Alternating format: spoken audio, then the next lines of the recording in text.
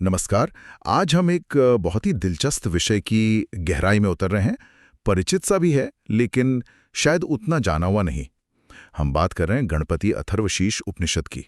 जी हाँ, नमस्कार। ये एक छोटा सा संस्कृत के कुछ ही श्लोकों का उपनिषद है, पर इसका वजन, इसकी जो दार्शनिक गहराई है वो बहुत बहुत ज्यादा है। हाँ, अक्सर तो हम गणेश जी को विघ्नहर्ता के रूप में ही जानते हैं ना। बिल्कुल। लेकिन ये उपनिषद उनकी एक बिल्कुल अलग और कह सकते हैं कि कहीं ज्यादा विराट तस्वीर पेश करता है। सही कहा। तो हमारे पास जो स्रोत सामग्री है वो इसी उपनिषद पर आधारित है, और आज की चर्चा का मकसद यही है कि इसके मूल तत्व को समझें। ये गणपति को किस रूप में देखता है, इसके मुख्य मंत्र क्या है, ध्यान की क्या विधि है इसमें, और आखिर क्यों इसे इतना महत्वपूर्ण माना जाता है। हाँ, और ये केवल जानकारी नहीं होगी, बल्कि गणपति की हमारी जो समझ है उसको शायद एक नई दिशा मिलेगी। हाँ, बिल्कुल। और ये समझना भी जरूरी है कि उपनिषद भारतीय चिंतन के शिखर हैं, वेदों के अंतिम भाग, जहाँ कर्मकांड से ऊपर उठकर ज्ञान और तत्व चिंतन पर जोर है। अच्छा। तो गणपति अथर्वशीर्ष इसी कड़ी में आता है। ये गणपति की उपासना को एक बहुत ही ऊंचे दार्शनिक धरातल पर ले जाता है। ये उन्हें सिर्फ एक देवता नहीं मानता, तो फिर क्या मानता है। परम सत्य यानी ब्रह्म के रूप में स्थापित करता है। ओह, तो चलिए इसी रोमांचक सफर पर निकलते हैं। देखते हैं कि गणपति अथर्वशीर्ष उपनिषद के पन्नों में आखिर क्या छिपा है। जी, ये जानना बड़ा दिलचस्प होगा कि कैसे ये उपनिषद गणपति की पूरी पहचान को ही बदल देता है। सिर्फ एक सहायक देवता से सृष्टि के परम सत्य तक। ये तो कई लोगों के लिए चौंकाने वाला हो सकता है। निश्चित रूप से ये उपनिषद गणपति को सृष्टि का मूल कारण मानता है, आदि देव। इसका उद्देश्य सिर्फ पूजा पाठ नहीं है, तो क्या है। बल्कि गणपति के माध्यम से उस परम तत्व को अनुभव करने का रास्ता दिखाना है, जिससे यूं कहिए मोक्ष तक की यात्रा संभव हो सके। अच्छा, तो सबसे पहले इसके मूल सार पर आते हैं। आपने कहा कि ये संस्कृत में है, लगभग 12 से 14 श्लोक। जी इतना छोटा पर इतना गहरा, जी, ये कैसे। यही तो उपनिषदों की खासियत है, गागर में सागर। इसकी जो मुख्य शिक्षा है वो बहुत स्पष्ट है। गणपति ही सर्वज्ञ हैं, वही सर्वशक्तिमान है, और सबसे महत्वपूर्ण बात, क्या। वो ही साक्षात अनुभव करने योग्य ब्रह्म है। ये उपनिषद गणपति की पहचान को पौराणिक कथाओं वाले गणेश से कहीं ऊपर ले जाता है, उन्हें सृष्टि का आधारभूत तत्व घोषित करता है। लेकिन एक मिनट, यहाँ एक सवाल है। आमतौर पर तो हम गणेश जी को शिव और पार्वती का पुत्र मानते हैं। पुराणों में उनके जन्म की कथा है, जीवन है। फिर ये उपनिषद उन्हें सृष्टि का आदि कारण, अजन्मा ब्रह्म, ये कैसे बता रहा है। इन दोनों बातों में तालमेल कैसे बैठेगा। ये एक बहुत अच्छा सवाल है और अक्सर लोगों के मन में आता भी है। देखिए, हिंदू धर्म में ना अलग अलग धाराएं और दर्शन वो साथ साथ चलते रहे। पुराण कथाएं जो है वो भक्ति, श्रद्धा, लीलाओं पर केंद्रित है। वो आम लोगों के लिए ईश्वर से जुड़ने का एक आसान रास्ता है। हाँ, ये तो है। वहीं उपनिषद जो है वो विशुद्ध तत्व ज्ञान और दर्शन की बात करते हैं। वो उसी देवता के परम, निरपेक्ष, निर्गुण स्वरूप की ओर इशारा करते हैं। अच्छा, यानी एक सगुण रूप और एक निर्गुण। बिल्कुल। तो गणपति अथर्वशीर्ष उस परम सत्य की बात कर रहा है, जिसका एक सगुण लीला रूप हम पुराणों में देखते हैं। दोनों अपनी अपनी जगह सही हैं, बस देखने का स्तर अलग है। ये उपनिषद हमें उस उच्चतम दार्शनिक शिखर पर ले जाता है। समझ गया। ये उस रूप की बात कर रहा है जो सभी रूपों का आधार है। अच्छा, अब इस गहरे विचार को स्थापित करने के लिए उपनिषद में जरूर कुछ खास श्लोक होंगे। श्रोत में एक बहुत शक्तिशाली श्लोक का जिक्र है। हाँ, शायद आप उस श्लोक की बात कर रहे हैं जो इस उपनिषद का, यूं कहिए, हृदय है। कौन सा। प्रत्यक्षम ब्रह्मासि त्वमेव केवलम कर्तासि त्वमेव केवलम धर्तासि त्वमेव केवलम हर्तासि त्वमेव सर्वम खल्विदम ब्रह्मासि। जी हाँ, यही श्लोक, त्वमेव प्रत्यक्षम ब्रह्मासि। इस सुनने में ही कितना कितना गहरा लगता है। इसका अर्थ क्या है विस्तार से। इसका अर्थ ही, जैसा मैंने कहा, इस उपनिषद का सार है। हे गणपति, आपको नमस्कार है। यहाँ तक तो सरल है। हाँ। फिर आता है, आप ही प्रत्यक्ष ब्रह्म है। प्रत्यक्ष शब्द यहाँ बहुत महत्वपूर्ण है। प्रत्यक्ष मतलब ब्रह्म कोई दूर की, कोई अमूर्त कल्पना नहीं है, बल्कि आप वो सत्य हैं जिसे सीधे अनुभव किया जा सकता है, जाना जा सकता है। ओह, सीधे अनुभव करने योग्य ब्रह्म। जी, आगे कहा गया है, आप ही एकमात्र कर्ता हैं, यानी सृष्टि करने वाले। आप ही धारण करने वाले हैं, यानी पालन करने वाले, और आप ही संहार करने वाले हैं। मतलब उत्पत्ति, स्थिति और लय तीनों के मूल कारण आप ही हैं। अरे वाह, मतलब ये श्लोक तो गणपति को त्रिदेवों ब्रह्मा विष्णु महेश की जो संयुक्त शक्ति है, या शायद उससे भी परे उन सबका मूल स्रोत बता रहा है। बिल्कुल। और अंत में ये पंक्ति सब कुछ समेट लेती है। त्वमेव सर्वम खल्विदम ब्रह्मासि। इसका क्या अर्थ हुआ? निश्चय ही ये सब कुछ जो अस्तित्व में है, ये जो पूरा ब्रह्मांड है, आप ब्रह्म ही हैं। ये श्लोक गणपति के सर्वव्यापी, सर्वोच्च और परम तत्व स्वरूप की मतलब एक तरह से अकाट्य घोषणा है। ये उस आम धारणा को पूरी तरह बदल देता है जहां गणपति सिर्फ एक कार्य विशेष के देवता हैं, जैसे विघ्न हटाना। यहाँ वे स्वयं सब कुछ है। ये जानना वाकई अद्भुत है। ये गणपति की एक ऐसी तस्वीर है जो शायद बहुत कम लोग जानते होंगे। अच्छा, इस उपनिषद में बहुत प्रसिद्ध बीज मंत्र का भी उल्लेख है, ओम गंग गणपतये नमः। इसके बारे में श्रोत में बताया गया है कि ये बहुत शक्तिशाली है। हाँ, गम, ये गणेश जी का बीज मंत्र है। देखिए, बीज मंत्रों का अपना एक विज्ञान होता है।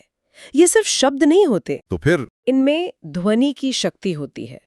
माना जाता है कि गंग ध्वनि का सही उच्चारण और लयबद्ध जाप करने से जो कंपन, जो वाइब्रेशन पैदा होता है, वो साधक की चेतना को गणपति की ऊर्जा से या कहें उस तत्व से जोड़ता है जिसका प्रतिनिधित्व गणपति करते हैं। तो क्या ये सिर्फ इच्छा पूर्ति या विघ्न दूर करने के लिए ही है, जैसा कि आमतौर पर लोग मानते हैं? देखिए, लौकिक इच्छाओं की पूर्ति या बाधाओं का हटना, ये इसके परिणाम हो सकते हैं, क्योंकि जब आपकी चेतना उस सकारात्मक शक्तिशाली ऊर्जा से जुड़ती है तो जीवन में अनुकूलता आती है।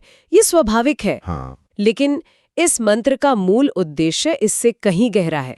इसका असली काम चेतना के स्तर पर होता है। चेतना के स्तर पर कैसे?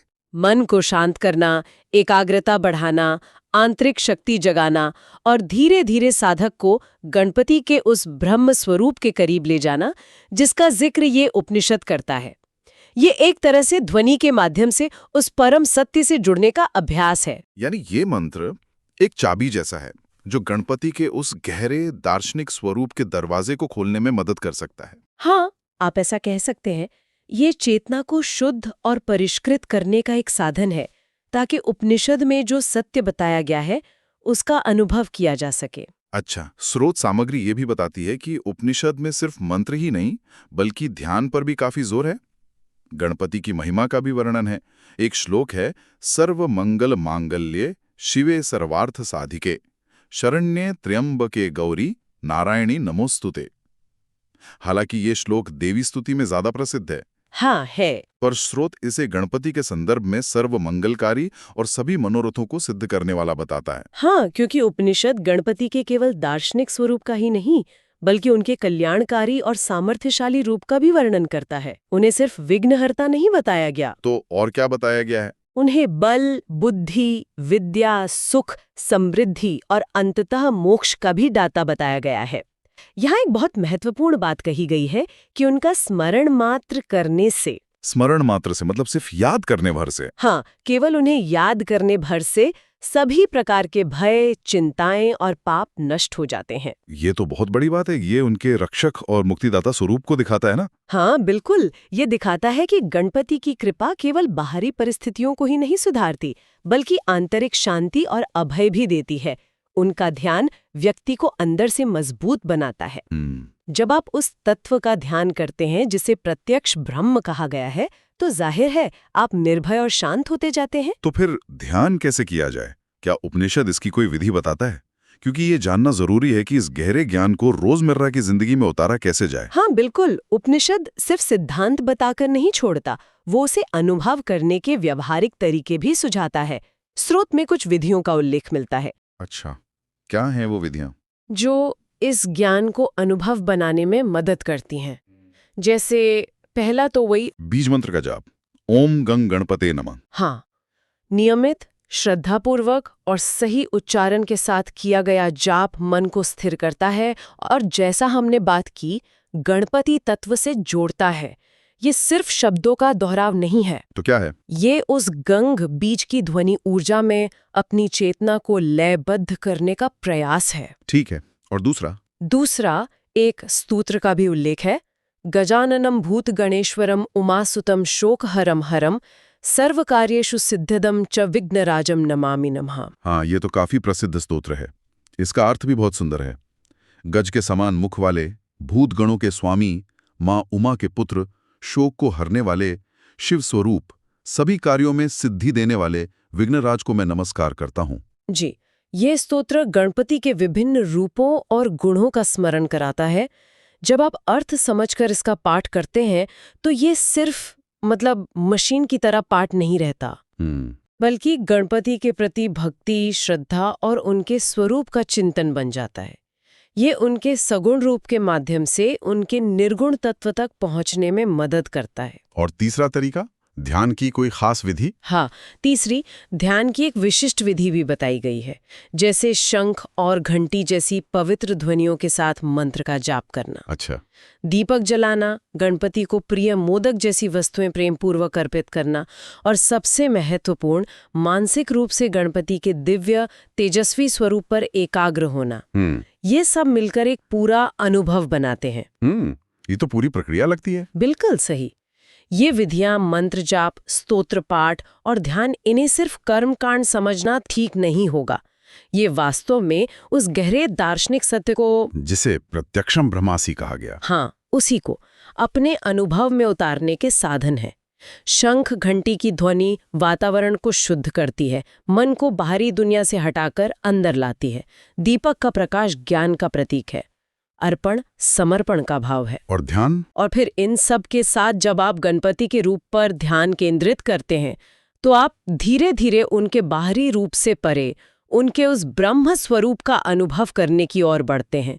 इनका अंतिम लक्ष्य कुछ मांगना नहीं है। तो क्या है? बल्कि उस परम सत्य से एकाकार होना है, जिसका वर्णन ये उपनिषद कर रहा है। तो ये पूरा पैकेज है, ज्ञान भी और उस ज्ञान को अनुभव करने का मार्ग भी। ये बहुत संतुलित दृष्टिकोण लगता है। हाँ, यही भारतीय परंपरा की सुंदरता है। यहाँ दर्शन और साधना वो साथ साथ चलते हैं।